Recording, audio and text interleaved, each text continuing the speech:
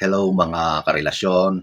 Ang pag-uusapan natin ngayon ay tungkol sa epekto kapag hindi ka na nakakaranas ng bembang.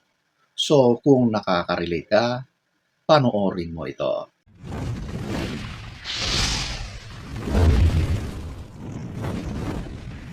So diretso na tayo. Number 1. Ito yung mainitin ang ulo.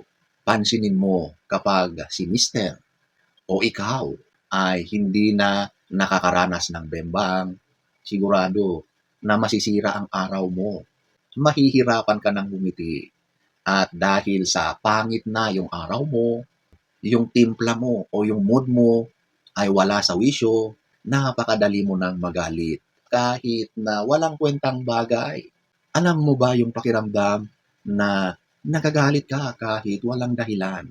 Yan na ang epekto kapag wala nang nangyayaring bembang sa iyo. Number 2, pumuputi na ang buhok mo. Isa na yan sa epekto na wala ka ng lambing sa buhay. Wala nang nagpapasaya sa iyo. Kaya kapag mas marami, ibig sabihin ay matagal ka nang wala. Okay? Matagal ka nang malungkot. Matagal nang walang nagpapasaya sa iyo. Kaya nagkakaroon na ng natural na highlights yung buhok mo. Di ba? Number 3, kumukulubot ang iyong balat. Kasi ang bembang ay nakakapagpabata yan. Kapag regular at madalas yan na ginagawa ninyo, nagre-release yan ng mga magagandang hormones na nakakatulong para ang balat mo ay magmukhang bata. Kapag tinitignan ka ng ibang tao, mapapansin nila na parang ikaw ay kumikislap, parang ikaw ay glowing, blooming. Siyempre, kapag ganyan ka ba naman araw-araw, di talaga nang magmumukha kang mas bumabata sa halip na tumatanda. So, kapag hindi ka na nakakaranas o pinagkakaitan ka na ng ganyan, yung balat mo ay nangungulubot. Kumukulubot kasi yung hormones na yan ay hindi na nai-release ng katawan mo. So, ladies and gentlemen, kapag ikaw naman ay may partner, ay sulitin na ang pagkakataon para hindi mangyari ang mga yan. Number 4, lumiliit si Junjun. Yes. Alam nyo, kapag ang bagay na yan ay hindi na nagagamit, nasisira yan. At sa parte ng lalaki, yan ay liliit, kukuluntoy, mangungulubot. Okay? Pansinin nyo ang mga bagay-bagay.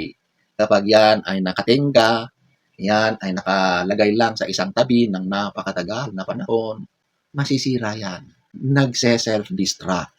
Kaya sa lahat at sa mga kababaihan, kapag mahal nyo ang partner nyo, ibigay nyo ang kanyang pangangailangan. Number 5, ito yung magkakasakit. Alam nyo, kapag hindi nyo pinapagbigyan ang isa't isa or wala na talaga ito sa inyo, ang isa o maaring ikaw ay hahanapin sa iba. At kapag minalas-malas ka sa nahanap mo dyan sa labas at ikaw ay tinamaan ng sakit o nahawa ka, masaklap ang iyong kalagayan. Paano kung yan ay maipapasa mo pa sa partner mo?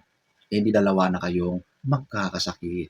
Sa mga lalaki, magkakasakit yan doon sa kanilang pagkalalaki kapag wala talagang ganon. Ito yung magkakaroon ng mataas na tsansa na magkakakanser doon sa kanyang pagkalalaki. Okay? Number 6, ito yung papangit ka. May connection ito doon sa pangungulubot ng balat. Kapag ganon ang nangyari, papangit ka talaga. Kasi malungkot ka. Ikaw ay galit. Ikaw ay masama ang timpla. Feeling mo, gusto mong makipag-away. So lahat ng mga negative emotions ay nararanasan mo. At kapag ganyan, ano pa nga ba ang magiging epekto sa itsura mo? Mapalalaki o babae, may epekto yan sa kagandahan at kagwapuhan mo. Kaya ladies and gentlemen, kapag kayo naman ay nagmamahalan, Huwag nang ipagkait ang bagay na yan. Gawin nyo na para maging masaya kayo, para mas magiging batang tignan, para mas pumupogi at gumaganda. Nagiging mas malakas ang pangangatawan. Okay? Mas masayahin. So, ayan po ang mga maaring mangyari kapag wala ng bembang sa inyong buhay. So, sana ay nagustuhan niyo ang ating topic for today. Next story time. Don't forget to subscribe.